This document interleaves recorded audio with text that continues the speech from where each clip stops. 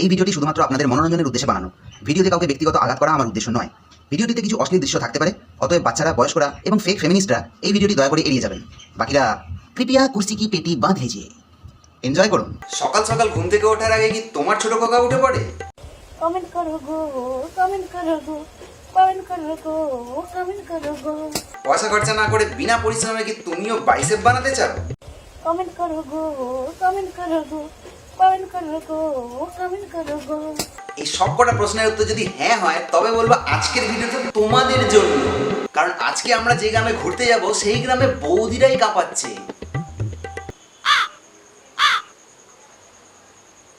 যেটা ভাবছো সেটাই।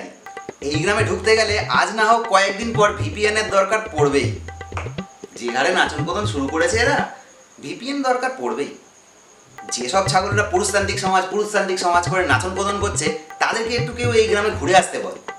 এই গ্রামে ভাই পুরুষদের কোনো চিহ্নই নেই, যেদিকেই তাকাবে শুধু বৌদি আর বৌদি।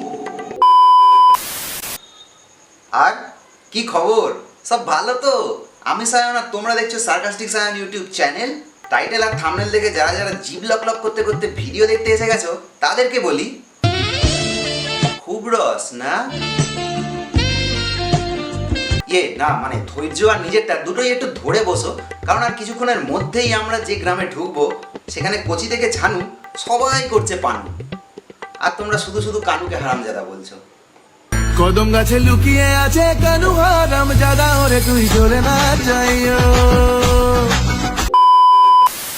তো চলো ঘুরে আসা যাক বৌদিদের অতৃপ্ত বাসনা আর নিঃসঙ্গ সময় কাটানোর একমাত্র ঠিকানা ইনস্টাগ্রাম।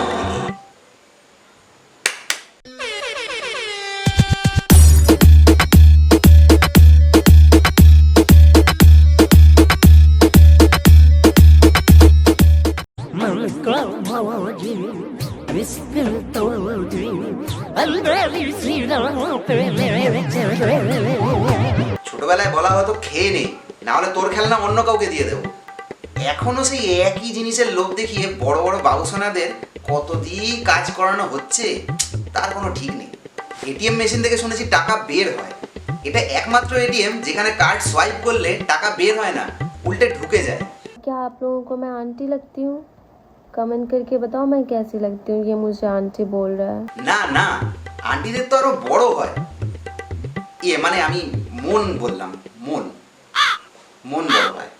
আর এই চুতিয়াটাকে কেউ একটু বোঝাও, কলা পাতার নৌকা নিয়ে সাগরে ভাসতে নেই। কত বড় বড় জাহাজ তলিয়ে গেল, ডুবে গেলে থই পাবি।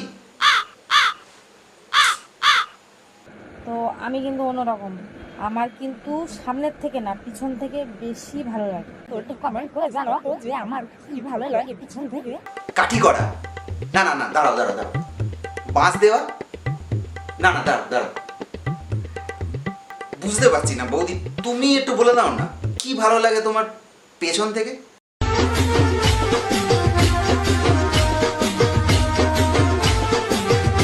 ও এটা নয় তো? ছেলেদের হাতের মধ্যে কিছু তো একটা আছে, না হলে ছোট লেবুকে কিভাবে ডাব করে ফেলে।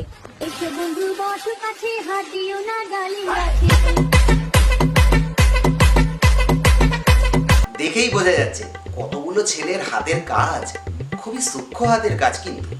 আহা, ভগবানের এ কি সাজা, পিঠ থাকতে বুকে বোঝা। হাক করে যদি তুমি দেখো সাদা, জানবে একদিন চেটেছিল কোনো দাদা। বৌদি তো দেখছি হেভি এক্সপিরিয়েন্স। কালো গোলাপি এগুলো শুনেছি, মার্কেটে সাদাটা কি নতুন অ্যাড হয়েছে নাকি?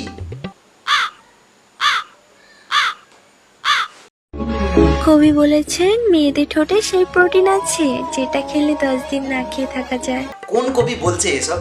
নিজেদের অতৃপ্ত বাসনাগুলোকে কবির নাম দিয়ে আর কতদিন চালাবে? ঠোঁটে থাকে প্রোটিন, প্রোটিনের স্বাদ ভালো। ঠোঁটের রং যাই হোক, গোলাপি বা কালো। তা তুমি বৌদি কোন ঠোঁটের কথা বলছো বলো তো? থুতু দিয়ে মারো গুতা, ঢুকে যাবে শুয়ে সুতা। এই ঠোঁটের কথা বলছিলে না তো বৌদি? দেখে তো মনে হচ্ছে না ওটা এখনো সুচ আছে বলে। আর সুতো দিয়ে কি কাজ চলে যাবে বলছো? তাহলে কি আর এমনি এমনি বাজারে শশা গাজরের দাম বাড়ছে?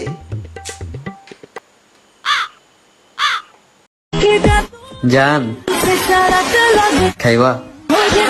না না বৌদি, আমি ল্যাকটোজ ইনটলারেন্ট।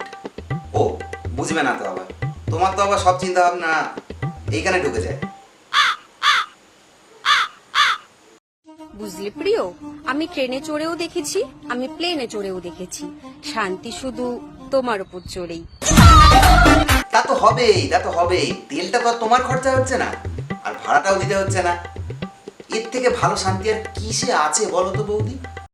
ছেলেরা যতই নিজের পায়ে দাঁড়াক না কেন, নিজের বলতে কিছুই নেই, নিজের ওটাও অন্যের কথা ভেবেই উঠে দাঁড়ায়। দুষ্টু বৌদি, তুমি এরকম বলতে পারলে?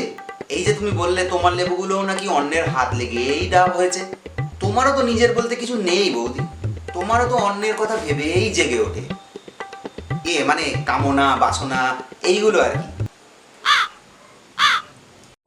তাল গাছে লাল গামছা, তেঁতুল গাছে ভূত, আর এই ছোট ছোট মেয়েদের কি বড় বড় দুধ। রাগ করে না বৌদি, রাগ করে না। দাদার হাতটাকে কাজে লাগাও, তোমারও হবে। এইভাবে অন্যের বাড়ছে থেকে জ্বলতে নেই। কবি বলেছেন, তারই জ্বলন বেশি যার ফলন কম। তোমাকে দেখে তো মনে হয় না তোমার ফলন কম। বাড়ন্ত গাছে ঝুলন্ত ফল তো বেশ ভালোই আছে দেখছি। তাও কিসের এত জ্বলন কে জানে। বুঝলে প্রিয়, মনের গভীরতা তো সবাই মাপে, तू समझा?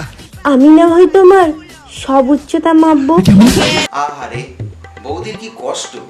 সবাই শুধু বৌদির মনের গভীরতাই মাপে। তবে বৌদি কিন্তু এদিক দিয়ে ঠিক আছে, উচ্চতা না মেপে কিন্তু অন্য গভীরতা মাপতে দেবে না।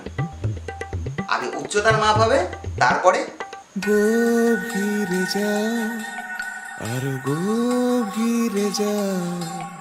যদি কখনো দেখো যে কোনো মেয়ে স্যাড স্ট্যাটাস দিচ্ছে, তাহলে বুঝে নেবে মৌমাছি মধু খেয়ে পালিয়ে গেছে। সবার জীবনে শুধু প্রয়োজন হয় থেকে গেল, কারো জীবনে প্রয়োজন হতে পারে না।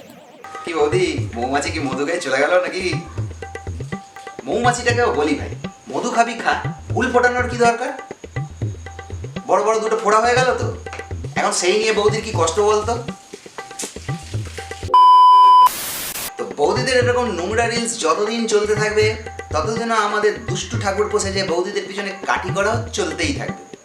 তো আজকের মতো ভিডিওটা এ পর্যন্তই। ভালো লাগলে হিট দ্যাট লাইক বাটন আর সাবস্ক্রাইব করো আমাদের সার্কাস্টিক সায়ন চ্যানেলকে, এরকম আরো ভিডিও পাওয়ার জন্য।